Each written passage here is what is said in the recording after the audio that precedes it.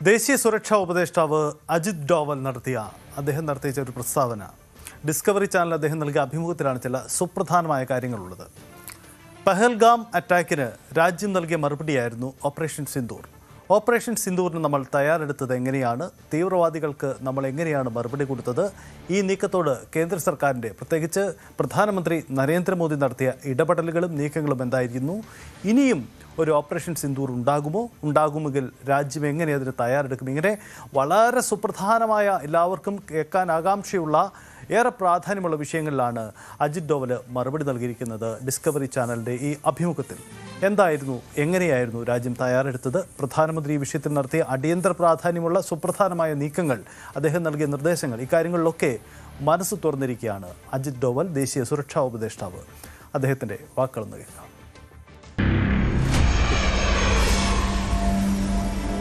Prime Minister returned. Foreign Secretary had come to receive him. Then at the airport itself, he had a meeting.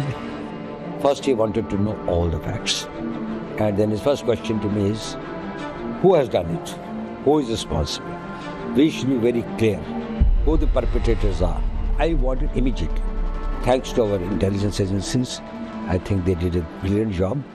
And within a very short time, we were able to arrive at the conclusion. We wanted Pakistan Army to realize that this support to terrorism or inability to take effective action against the terrorists is something which is not tolerable to us. Once anything starts, we are willing to go as far as it is necessary for a nation to preserve its sovereignty, and there is no limits on that.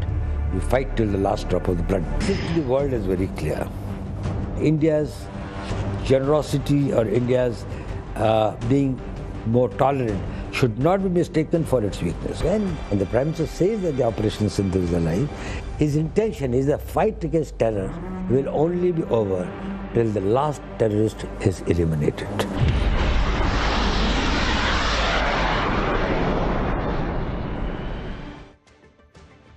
ഇതാണ് അദ്ദേഹം പറഞ്ഞ കാര്യങ്ങൾ.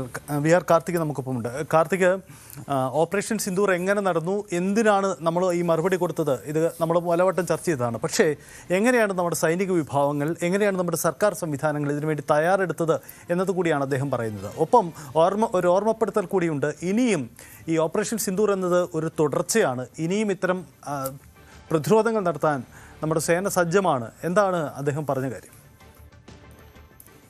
Sajith, April 22 Pahalgam ഭീകരാക്രമണം ഇന്ത്യയുടെ ചരിത്രത്തിൽ തന്നെ ഒരിക്കലും മായ്ക്കാനാകാത്ത മുറിവാണത്.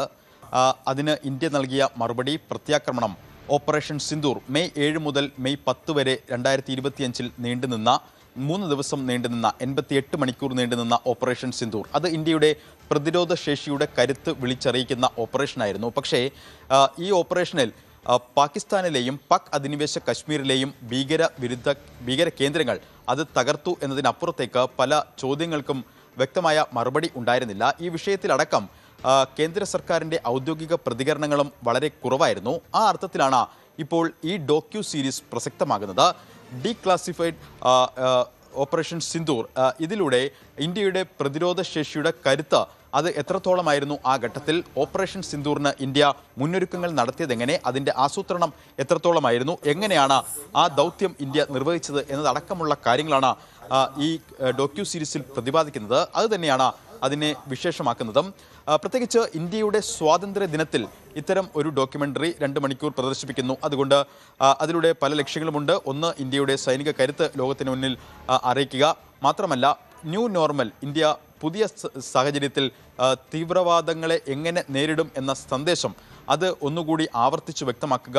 മാത്രമല്ല, മറ്റ് പല കാര്യങ്ങളും അജിത് ഡോവൽ ഈ ഡോക്യുമെൻ്ററിയിൽ വിശദീകരിക്കുന്നു എന്നതാണ് ഏറ്റവും ശ്രദ്ധേയം. ഓപ്പറേഷൻ സിന്ദൂറിന് ശേഷം ഇന്ത്യയുടെ സുരക്ഷാ ഉപദേഷ്ടാവ് കൂടിയായ അജിത് ഡോവൽ ആദ്യമായി നൽകുന്ന പ്രതികരണം എന്നതുകൂടി ഈ ഡോക്യുമെൻ്ററിയുടെ ഒരു മുഖ്യ പ്രത്യേകതയാണ്. മറ്റൊന്ന്, ഇന്ത്യയുടെ ഉന്നത സൈനിക നേതൃത്വങ്ങൾ, അതോടൊപ്പം തന്നെ പ്രതിരോധ രംഗത്തെ വിദഗ്ധർ, മാധ്യമപ്രവർത്തകർ, മുൻനിര സൈനികർ, അവരുടെ എല്ലാം അപൂർവമായ അനുഭവങ്ങളും അഭിമുഖങ്ങളും കോർത്തിണക്കിയാണ് ഈ ഡോക്യുമെൻ്റ് സീരീസ് എന്നതും ഏറെ പ്രസക്തമാണ്. നമുക്കറിയാം, മുൻ chief of defence staff Anil Chauhan, അതോടൊപ്പം തന്നെ മുൻ army chief Upendra Dwivedi, naval chief admiral Dinesh K Tripathi, air chief marshal AP Singh, lieutenant general Rajiv Ghai ഇവരടക്കം ഉള്ളവരുടെ വിശാലമായ അഭിമുഖങ്ങളും ഈ ഓപ്പറേഷൻ സിന്ദൂറുമായി ബന്ധപ്പെട്ട കാര്യങ്ങൾ അവർ വിശദീകരിക്കുന്ന ഒരു ഡോക്യുമെൻ്ററി കൂടിയാണിത്. ഭീകരാക്രമണം നടക്കുമ്പോൾ നമുക്കറിയാം നമ്മുടെ പ്രധാനമന്ത്രി സൗദി അറേബ്യയിലായിരുന്നു. ആ സന്ദർശനം വെട്ടിച്ചുരുക്കിയാണ് പ്രധാനമന്ത്രി തിരികെ എത്തിയത്. മടങ്ങിയെത്തിയ പ്രധാനമന്ത്രിയുടെ ദൃശ്യങ്ങൾ നമുക്ക് ഇപ്പോഴും ഓർത്തെടുക്കാൻ കഴിയും. വിമാനത്താവളത്തിൽ വിമാനമിറങ്ങിയ പ്രധാനമന്ത്രി വിമാനമിറങ്ങിയത് മുതൽ തന്നെ ഈ ഓപ്പറേഷനുമായി ബന്ധപ്പെട്ട ചോദ്യങ്ങൾ ചോദിച്ചറിഞ്ഞിരുന്നു. അതായത് പഹൽഗാം ഭീകരാക്രമണവുമായി ബന്ധപ്പെട്ട കാര്യങ്ങൾ ചോദിച്ചറിഞ്ഞിരുന്നു.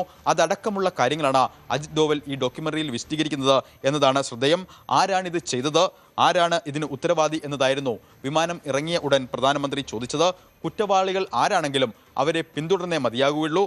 അവർ എവിടെയുണ്ടെങ്കിലും, അതായത് പ്രധാനമന്ത്രിയുടെ തന്നെ വാക്കുകളായി ഉദ്ധരിച്ച് വ്യക്തമാക്കുന്നത് ഭൂമിയിലോ ആകാശത്തോ ഏത് നരകത്തിലാണ് അവർ ഉള്ളതെങ്കിലും അവരെ പിന്തുടർന്നേ മതിയാകൂ. അവരാരാണെന്ന എത്രയും വേഗം അറിയണം. അതോടൊപ്പം തന്നെ ഇക്കാര്യത്തിൽ വളരെ വേഗം പ്രധാനമന്ത്രിക്ക് മറുപടി നൽകാൻ കഴിഞ്ഞുവെന്നും അതിന് രാജ്യത്തെ ഇൻ്റലിജൻസിന് നന്ദി പറയുന്നു എന്നുകൂടി അജിത് ഡോവൽ ഈ ഡോക്യുമെൻ്ററിയിൽ പറഞ്ഞു വെക്കുന്നു. നമുക്ക് നേരത്തെ അറിയാം, ഈ ഓപ്പറേഷൻ സിന്ദൂറുമായി ബന്ധപ്പെട്ട് വീരമൃത്യു വരിച്ച സൈനികരുടെ വിവരങ്ങൾ അടക്കം ഉള്ള കാര്യങ്ങൾ ഒരു മാസം മുമ്പ് മാത്രമാണ് പരസ്യപ്പെടുത്തിയത് കേന്ദ്ര സർക്കാർ. അത്രത്തോളം അതീവ രഹസ്യമായ സ്വഭാവമുള്ള ഒരു ദൗത്യമായിരുന്നു അത്. ആ ദൗത്യത്തിന് ശേഷം ഒരു സ്വാതന്ത്ര്യദിനത്തിൽ അതുമായി ബന്ധപ്പെട്ട കൂടുതൽ കാര്യങ്ങൾ ഇങ്ങനെ വിശദീകരിക്കുന്നു എന്ന പ്രത്യേകത കൂടിയുണ്ട്.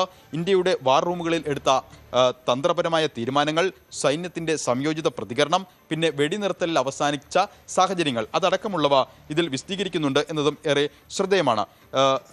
ഈ ഡോക്യുമെൻ്ററി ഇത്തരത്തിൽ കാണിച്ചതിലൂടെ പല ലക്ഷ്യങ്ങളും പല സന്ദേശങ്ങളും ഇന്ത്യ നൽകുന്നു എന്നതും ശ്രദ്ധേയമാണ്. അതായത് സൈനികപരമായും തന്ത്രപരമായും ഇന്ത്യ എത്രത്തോളം സുസജ്ജമാണ്. അതോടൊപ്പം തന്നെ സൈന്യത്തിൻ്റെ ധീരതയ്ക്കും അച്ചടക്കത്തിനും ഉള്ള അംഗീകാരം കൂടിയായി ഈ ഡോക്യു സീരീസ് മാറുന്നു. എല്ലാത്തിനും അപ്പുറത്തേക്ക് സജിത്ത്, പ്രധാനമന്ത്രി നരേന്ദ്രമോദിയെയും പ്രതിരോധ മന്ത്രി രാജ്നാഥ് സിംഗിനെയും കുറിച്ചുള്ള പരാമർശങ്ങൾ അത് ഇതിൻ്റെ വിശാലമായ രാഷ്ട്രീയ പശ്ചാത്തലം കൂടി വ്യക്തമാക്കുന്നതാണ് എന്നതാണ്.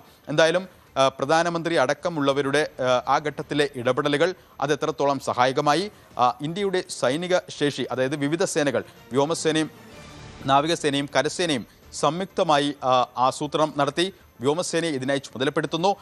അർദ്ധരാത്രി 1:05 ഈ ഓപ്പറേഷൻ ആരംഭിക്കാൻ തുടങ്ങുന്നു. ഈ ഓപ്പറേഷന് ശേഷം സംഭവിച്ചതെന്ത്, ഇതടക്കമുള്ള കാര്യങ്ങളിലുള്ള വിശാലമായ അഭിമുഖങ്ങളിലൂടെയും അവരുടെ അനുഭവ സമ്പത്തിലൂടെയും വിശദമാക്കുകയാണ് ഈ ഡോക്യുമെൻ്ററി. ഇന്നലെ സ്വാതന്ത്ര്യദിനത്തിൽ രാത്രി 2 മണിക്കൂർ ഈ ഡോക്യുമെൻ്ററി സംപ്രേഷണം ചെയ്തു. ഇനി OTT പ്ലാറ്റ്ഫോമുകളിലും ഇത് ലഭ്യമാകും. അത്തരത്തിൽ ഒരു ഇടവേളയ്ക്ക് ശേഷം വീണ്ടും ഓപ്പറേഷൻ സിന്ദൂർ സജീവമായി ചർച്ചകളിൽ നിറയുന്നു.